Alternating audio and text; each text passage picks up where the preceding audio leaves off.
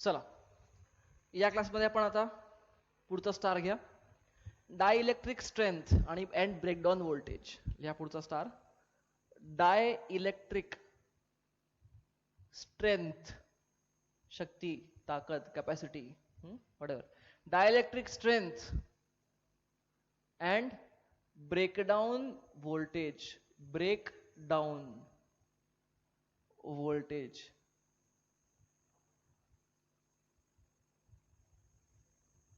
सहनशक्ती, सहन करायची ताकद. प्रत्येकाची काहीतरी असते ना सहनशक्ती. त्यानंतर काय होतं, तो व्यक्ती काय होतो, इट ब्रेक्स डाऊन. काम केलं केलं केलं केलं परत डाऊन. तसंच या डायलेक्ट्रिकचं पण असंच आहे बघा. मला एक सांगा काय होतं डायलेक्ट्रिक स्ट्रेंथ म्हणजे समजून घेऊ, कन्सेप्ट समजून घेऊ बघा. फार मस्त कन्सेप्ट आहे, इंटरेस्टिंग कन्सेप्ट आहे. बघा काय होतं. समजा असा एक डायलेक्ट्रिक आहे, त्याच्यावर मी बाहेरनं ई लावला. बाहेरनं काय लावला? ई लावला. अच्छा, असा घ्या बाहेरचा ई, कसाही घ्या. बघा ई लावला. हा, आता मला सांगा डायलेक्ट्रिक मध्ये मी म्हटलं फ्री इलेक्ट्रॉन्स कमी आहेत ना. असं नाही की झिरो आहेत, कमी आहेत. पण मॅक्सिमम तरी बॉन्डेड इलेक्ट्रॉन्स आहेत किंवा डायपोल्स आहेत. डायपोल आहेत ना, न्यूक्लियस इज पॉझिटिव्हली चार्ज आणि electrons negative. Dipole, that's why it is electrically neutral. Dipole आहे. ओके, म्हणजे हा प्लस क्यू आहे, हा मायनस क्यू आहे, ह्याची जोडी आहे ना काहीतरी. अरे कळतं, ह्याची जोडी आहे.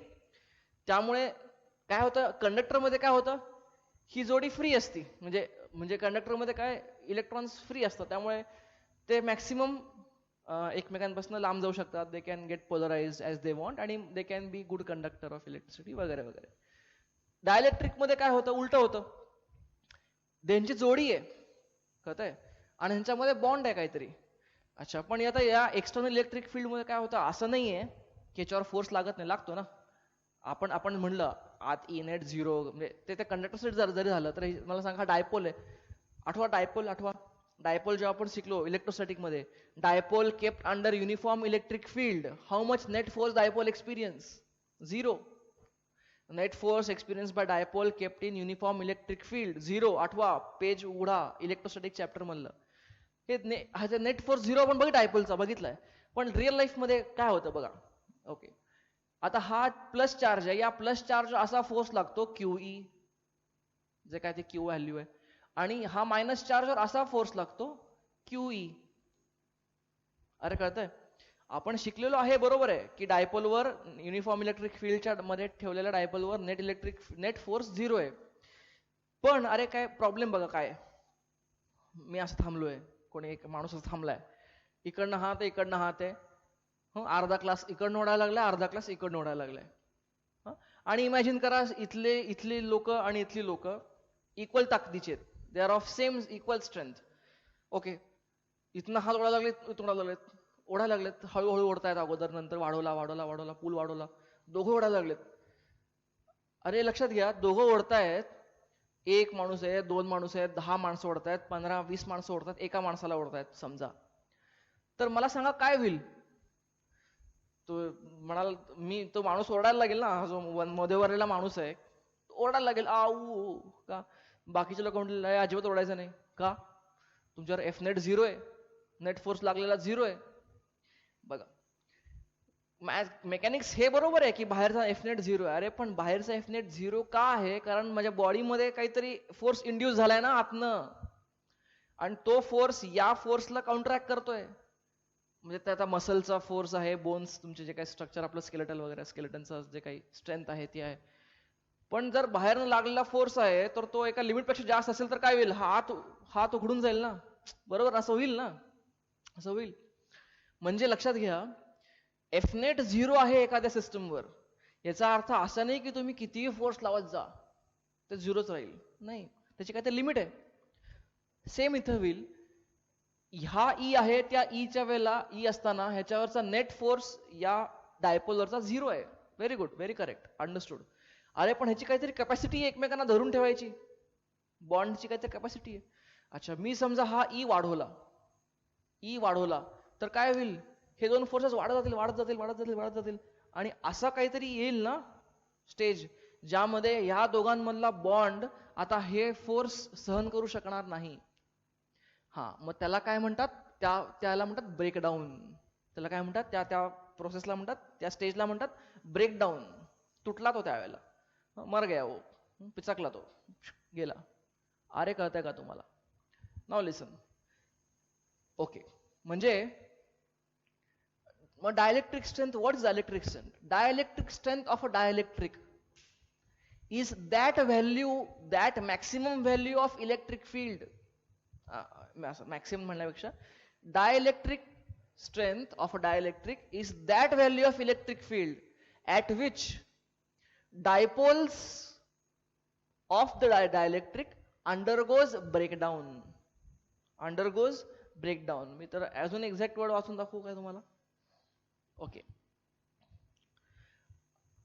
the value of E at which value of applied external electric field, E काय आहे? applied external electric field at which the dipole of a dielectric separates. dipole of a dielectric separate झाले, कळतंय? सेपरेट झाले. ह्याला काय म्हणतात? त्या value of electric फील्डला काय म्हणतात? It is called as dielectric strength of the material. लिहून घ्या definition. Dielectric strength of a material. Dielectric strength of a material is defined as it is that value of externally applied electric field at which dipoles of the dielectric separates. कळतंय? हे झालं लिहून. Okay, good. अच्छा, आता म्हणजे basically dielectric strength काय आहे? त्या मटेरियलची ती प्रॉपर्टी आहे ना. ओके, लिहा पुढे. Dielectric strength is a property of that particular dielectric. असं लिहा, is property of that particular dielectric. कळतंय का? बर, आता आपल्याला एक फॉर्म्युला माहिती आहे, म्हणजे let me just take you to another step. बघा, मला माहिती आहे V is equal to ED. समजा हा डायइलेक्ट्रिकचा ब्लॉक आहे जो मध्ये इन्सर्ट केलेला आहे D. ओके, तर मला असं माहिती आहे ना V equal to ED. What is V? आता समजा हा जर E तरी पोटेन्शियल डिफरन्स आहे, त्यात काही नवीन नाही आहे. ओके, पण आता E वाढला, मला सांगा E वाढला तर V पण वाढणार आहे, कारण D कॉन्स्टंट आहे. D कॉन्स्टंट असताना when D is constant काय होईल? E वाढला तर V पण वाढणार आहे. ओके, आता E वाढत जातोय, वाढत गेला. E वाढत कुठपर्यंत जाऊ शकतो? वाढत तो डायइलेक्ट्रिक स्ट्रेंथ पर्यंत आला. म्हणजे ह्याची त्या डायइलेक्ट्रिक स्ट्रेंथ आली. जेव्हा डायइलेक्ट्रिक स्ट्रेंथ आली तेव्हा काय होतं? नाउ दे सेपरेट, नंतर डिवोर्स होतो, सेपरेट झाले ते. मग that time E equal to काय म्हणतो आपण? Dielectric strength.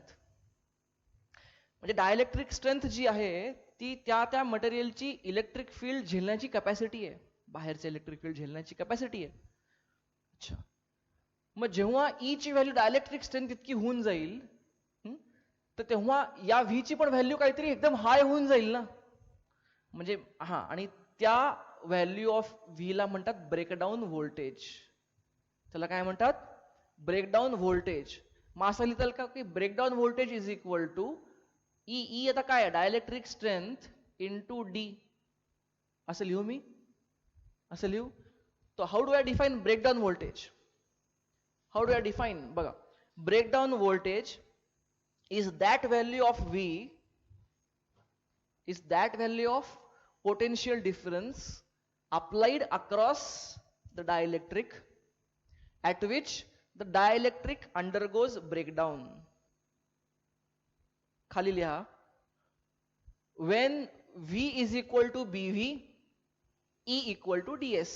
म्हणजे when V is equal to BV, E is equal to DS, dielectric strength. अरे कळतंय का तुम्हाला? अच्छा, म्हणजे डायइलेक्ट्रिक स्ट्रेंथ, सॉरी BV. आता एकाची BV काहीतरी समजा 10 व्होल्ट आहे, एकाची बीव्ही, एका कॅपॅसिटरची बीव्ही 10 व्होल्ट आहे. ह्याचा अर्थ काय? याचा अर्थ काय? 10 व्होल्ट पेक्षा तुम्ही 10 व्होल्ट पर्यंत तुम्ही त्याला पोटेन्शियल डिफरन्स त्याच्या अक्रॉस लावताय तर no problem, it will act normally. तुम्ही 10 व्होल्टचं 10.1 व्होल्ट केलं, 10 व्होल्ट एक्सीड केलं, तर काय होईल? That dielectric will not act like a dielectric नाव. आता त्याच्या पोलरायझेशन होईल आणि this will start becoming a conductor. म्हणजे ऍक्च्युअली बघा, डायलेक्ट्रिक सेपरेट झाले म्हणजे काय झालं? इथं अगोदर फक्त एवढेच होते ना, अरे कळतंय का? इथं फक्त एवढे चार्जेस होते, आता भरपूर चार्जेस आले इथं, म्हणजे this becomes like a conductor. कळतंय तुम्हाला? Something like that happens for air. Air काय आहे? एअर इज अन इन्सुलेटर ना, म्हणजे air can also be considered as a dielectric with K equal to 1 ना. एअरचा के किती असतो? 1 असतो.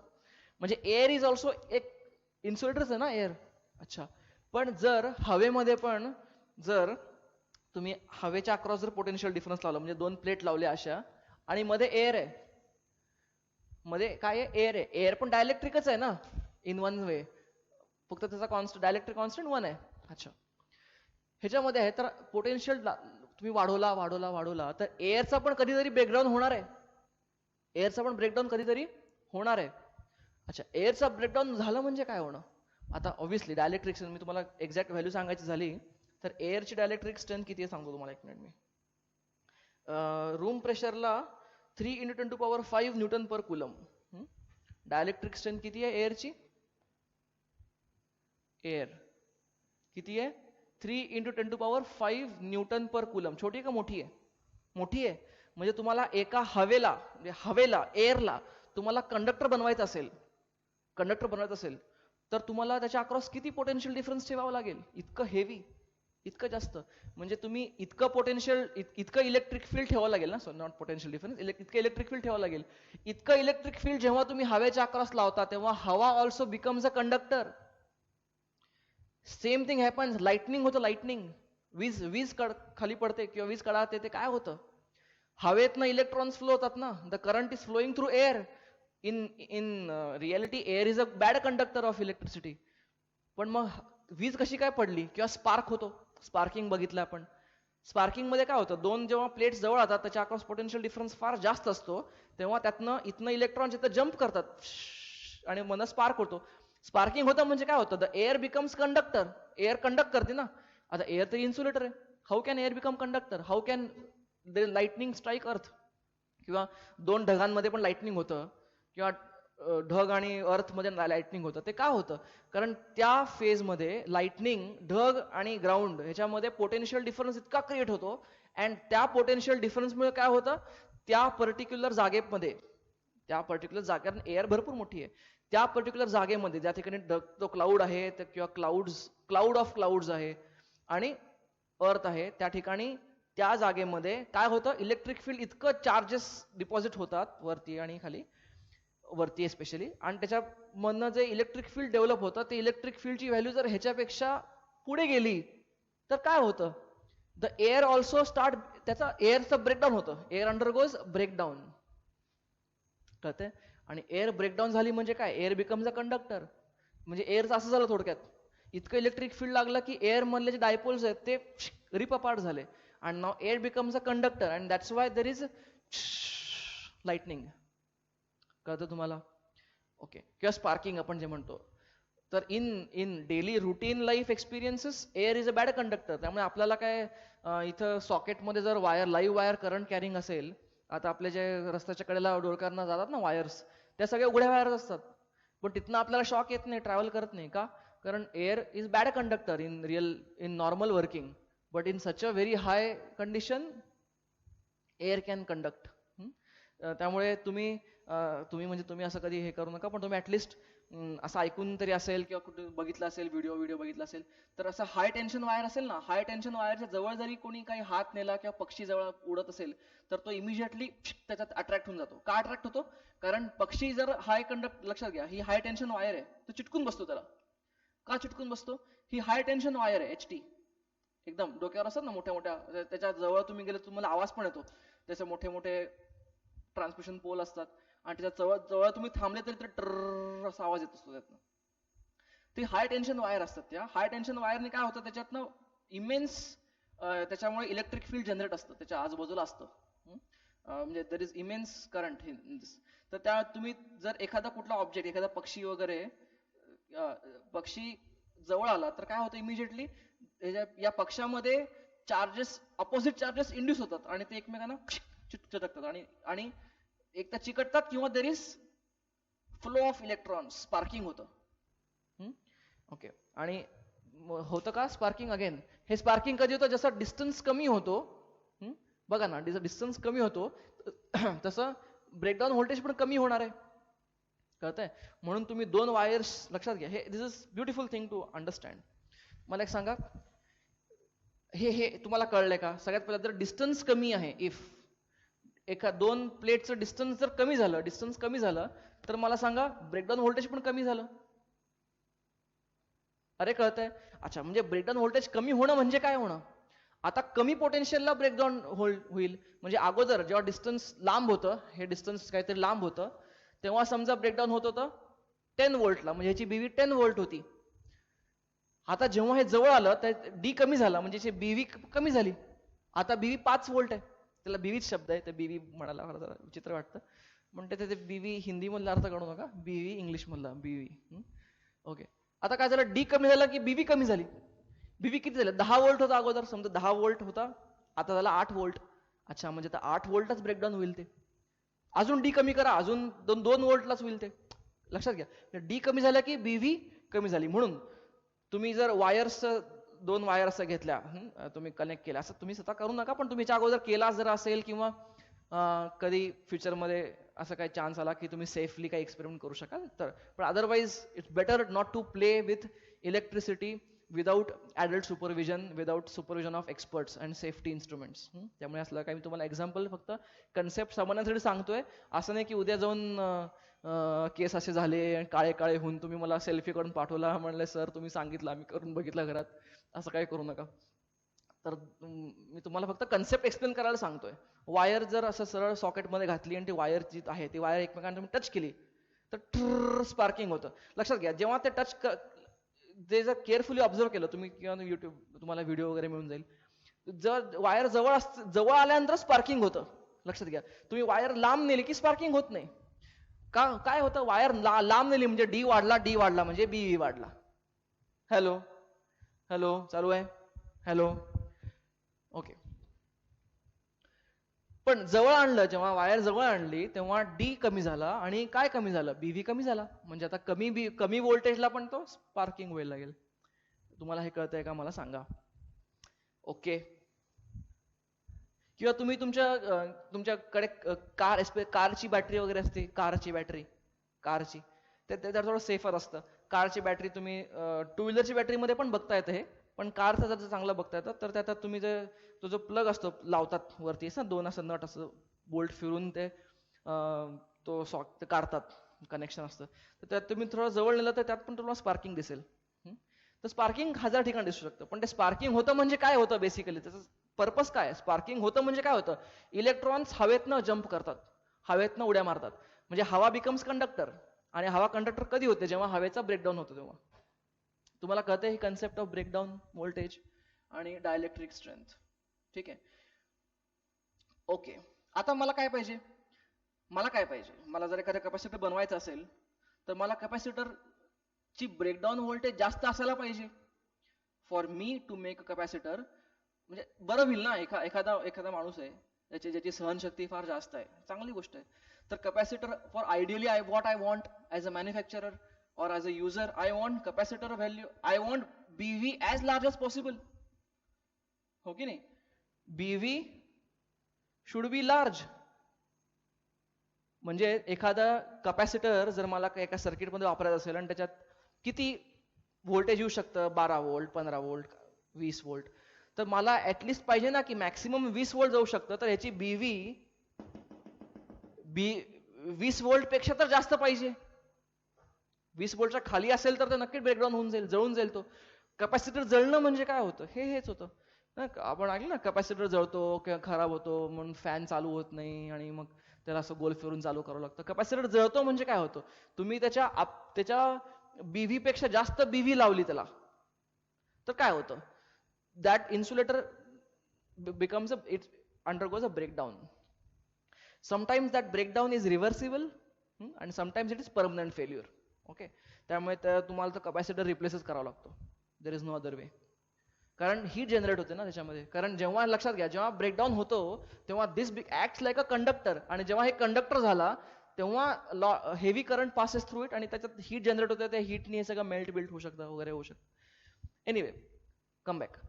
तर मी तुम्हाला काय सांगतोय, मला काय पाहिजे as a manufacturer of capacitor, I want BV as large as possible.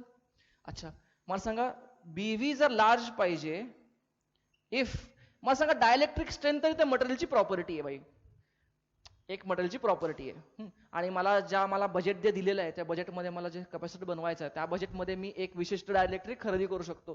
त्यापेक्षा पुढचं बजेटवाला मला डायलेक्ट्रिक नाही घेता येत, खरेदी करतायत. चला हे पण फिक्स आहे, माझ्याकडे मटेरियल ऑलरेडी आहे, हे फिक्स आहे.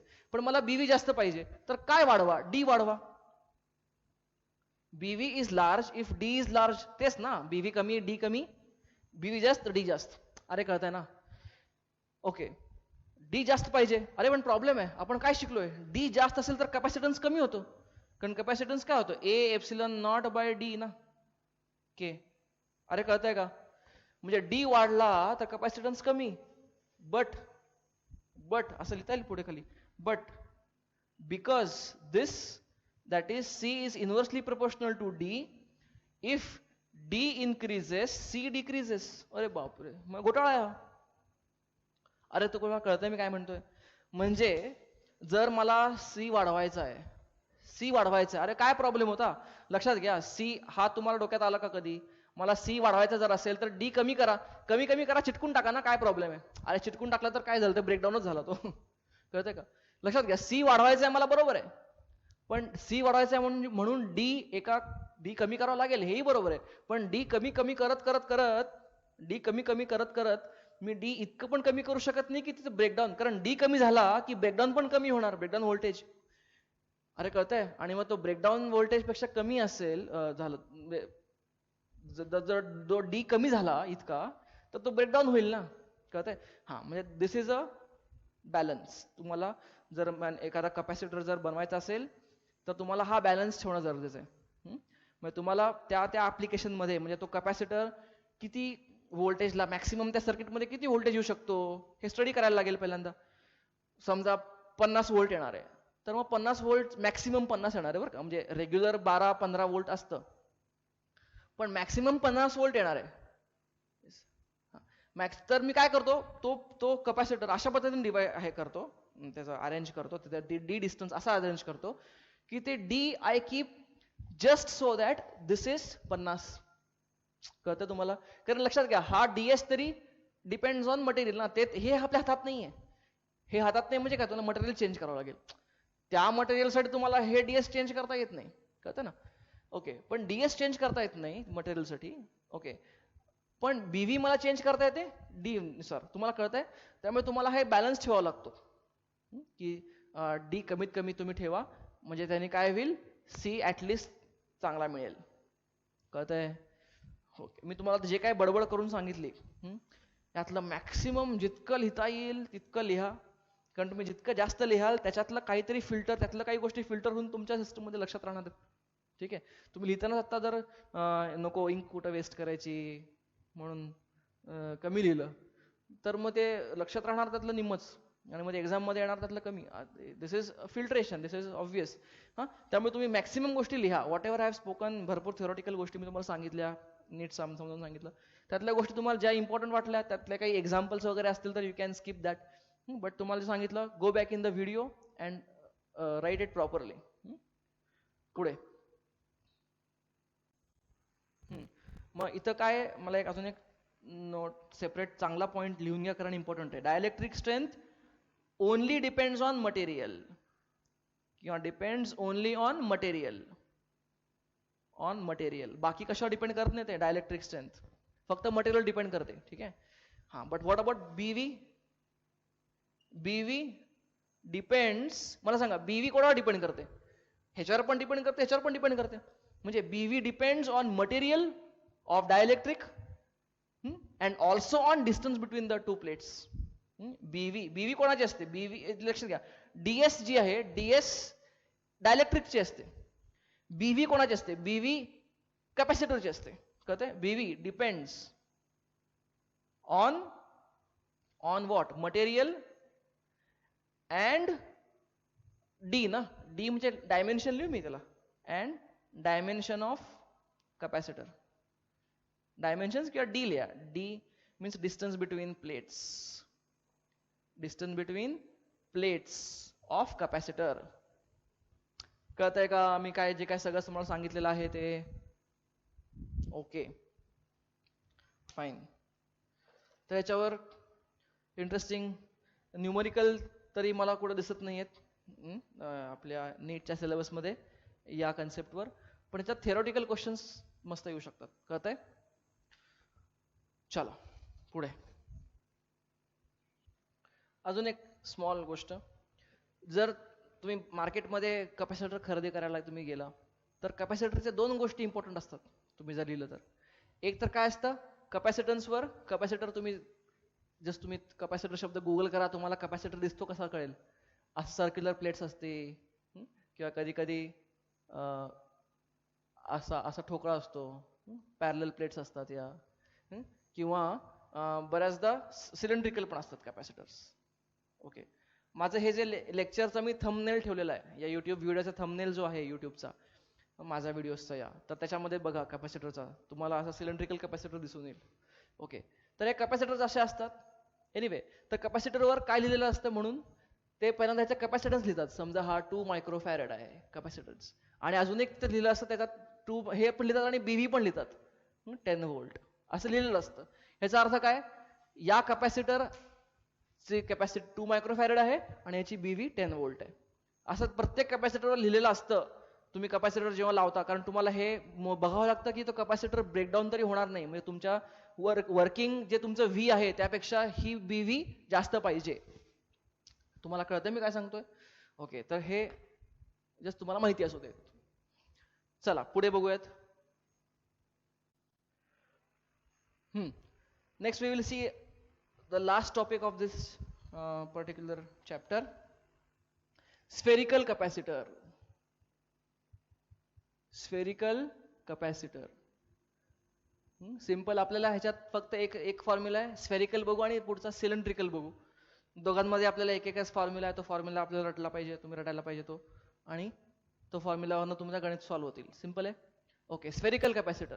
आता या ठिकाणी कसं आपण बघितलं, पॅरलल प्लेट, आतापर्यंत पॅरलल प्लेट, स्फेरिकल आणि तुम्हाला सिलेंड्रिकलचा फॉर्म्युला मी असेच लिहून दिलेला आहे, पण तरी पण तुम्हाला दोन गोष्टी एक्सप्लेन करून सांगतो. बघा, मला सांगा, कॅपॅसिटर म्हणजे दोन प्लेटच्या मध्ये एनर्जी साठवून ठेवणं थोडक्यात.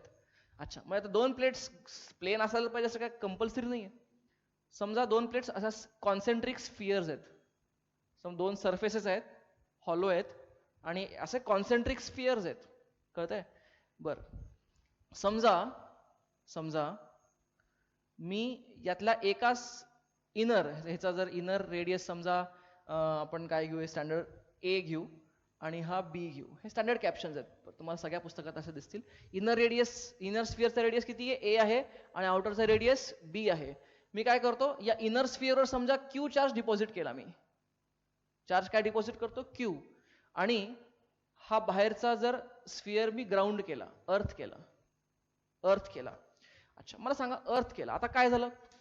हा क्यू असेल, हा प्लस क्यू असेल, तर मला सांगा याच्यावर मायनस क्यू इंड्यूस होईल ना? मायनस क्यू इंड्यूस होईल. कळतंय ना? आठवा, आपण इलेक्ट्रोस्टॅटिक मध्ये कॉन्सेंट्रिक स्फेरिकल शेल्स स्टडी केलेला आहे. आठवते काय? 7, 8, 9, 10 मी तुम्हाला भरपूर अशा सेल्सवर तुम्हाला सांगितलं की डिस्ट्रीब्यूट करा. ते थोडंसं तुम्हाला यात काही आढळलं तर ते त्यात तुम्हाला सगळे आन्सर सापडतील, म्हणजे असंच का तसंच का. Okay fine. मी काय करतो, क्यू आतला डिपॉझिट केला आणि बाहेर मायनस क्यू इंड्यूस झाला. कळतंय का? अच्छा, आता मला सांगा, ह्याच्यावर बाहेरचा चार्ज 0 असेल. हा, तो का 0 असेल? कारण हे ग्राउंड केलं ना. ह्याच्यात मायनस हे काय जे काही तर बाहेर इंड्यूस होईल ते इमिजिएटली ग्राउंड झालेलं आहे, त्यामुळे त्याचा काही इश्यू नाही. अच्छा, आता मला सांगा, हा प्लस क्यू आणि मायनस क्यू मध्ये आता इलेक्ट्रिक फील्ड कन्फाईन झालं, परत असं इलेक्ट्रिक फील्ड मध्ये कन्फाईन झालं. अरे कळतंय का? अच्छा ओके. म्हणजे आता काय, this acts like a spherical capacitor. अच्छा, आता ह्याचं कॅपॅसिटन्स वगैरे कसं काढता येईल आपल्याला बघा. मी समजा असं केलं तर ओके, ह्याचा कॅपॅसिटन्स कसा काढणार मी? C is equal to Q by V. ह्याचा capacitance C equal to Q by V. What is Q? Q is the charge deposited. What is V? V is nothing but potential difference across the both plates. आता याच्यात plates कुठले? ही समजा ही inner plate आणि outer plate. अच्छा, हे V काय आहे basically? Let us work on this V. V काय आहे? Can I say V is potential difference between this two plates ना, स्फेरिकल प्लेट्स. म्हणजे can I say this is equal to V A minus V B. अरे लिहू का V A minus V B? अच्छा, V ए काढा separately, V बी काढा separately. मला सांगा व्ही ए कसं काढणार? Potential at this surface, this is equal to potential due to plus Q charge plus potential due to minus Q charge. असं लिहू का मी याला? असं लिहू का? Okay, V A. हा, आता प्लस क्यू चार्ज मुळे इथं पोटेन्शियल किती झालं? K Q by A. अच्छा, मायनस क्यू चार्ज मुळे किती झालं? K minus Q by B. Spherical charge, spherical spheres, charge spherical conductor. आठवा इलेक्ट्रोस्टॅटिक मध्ये त्यात आपण हे काढलेलं आहे, हे सगळे फॉर्म्युले की पोटेन्शियल डिफरन्स त्या स्फिअरच्या आत किती असतो, स्फिअरवर किती असतो, बाहेर किती असतो, हे केलेलं आहे. त्यात कन्फ्युजन काही यायला नाही पाहिजे तुम्हाला. ओके, के क्यू 1/a मायनस 1/b असं लिहू का मी ह्याला? अच्छा, हे झालं V A. What about V B? अरे व्ही बी तरी झिरो पाहिजे ना, अर्थिंग केलेलं आहे. बरं, ते झिरो जरी कसाला कळलं नाही तरी I can say V B is equal to V due to positive Q plus V due to negative Q. Positive Q मुळे इथं किती तयार होतं? That is K Q by distance B plus यामुळे इथे काय झालं? K minus Q by B. हे काय झालं? परत झिरो. अरे कळतंय का? ओके, मग तसं जर झालं तर can I say now total potential difference V is equal to काय लिहिलं? V A minus V B. V A काय आहे? K Q. Can I say B minus A upon A B. लिहू का? K V A minus V B zero. म्हणजे हे झालं potential difference. हे इथं आणून ठेवा. म्हणजे ह्याची कॅपॅसिटन्स किती झाला? Capacitance of a spherical capacitor. बोला, what is it? Q upon V. V काय आहे? K Q B minus A upon A B. हे क्यू क्यू कट झाला. दिस बिकम्स के 1/4 पाय एप्सिलॉन नॉट. वरती गेलं 4 pi epsilon not A B upon B minus A. रटनेवाला formula. तुम्हाला हा फॉर्म्युला आहे तसा पाठ पाहिजे. ह्याच्या डायरेक्टली प्रॉब्लेम्स येतात आणि ह्याच्यामध्ये जर डायलेक्ट्रिक इन्सर्ट केला, ह्याच्यामध्ये डायलेक्ट्रिक के इन्सर्ट केला तर सिम्पली ह्याच्यात के ऍड करा. ऍड करा म्हणजे के लिहा, के एप्सिलॉन नॉट. कळतंय? इन केस ऑफ डायलेक्ट्रिक के. अरे कळतंय का तुम्हाला? That's it. This is spherical capacitor. आता सिलेंड्रिकल बघूयात. सिलेंड्रिकल कॅपॅसिटर पुढचा. आता सिलेंड्रिकल कॅपॅसिटर मी तुम्हाला डेरिव्हेशन मध्ये घेऊन जात नाही. It will take time and that will be little unnecessary for you. Okay, हा सिलेंडर आहे.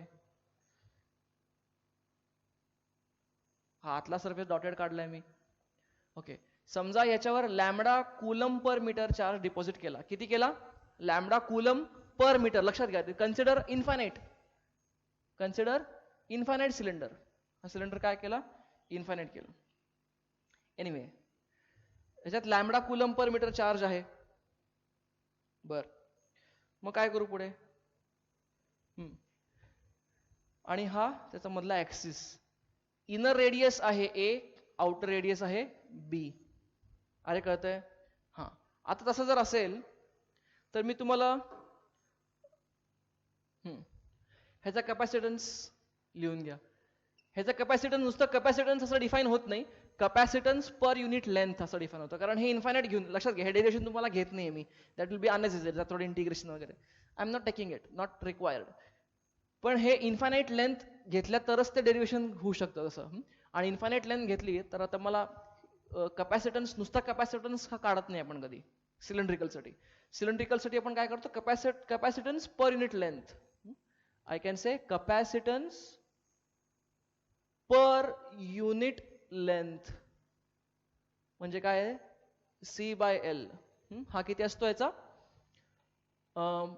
2 पाय एप्सिलॉन नॉट के. के म्हणजे याच्यात जर डायलेक्ट्रिक भरला, याच्यात डायलेक्ट्रिक भरला या दोघांमध्ये, आणि बाहेर ना अर्थिंग आहे, कळतंय? अच्छा, म्हणजे आता कुठं इलेक्ट्रिक फील्ड कन्फाईन असणार, या रिजन मध्ये असणार ना, ही आतली प्लेट आणि ही बाहेरची प्लेट, कळतंय का?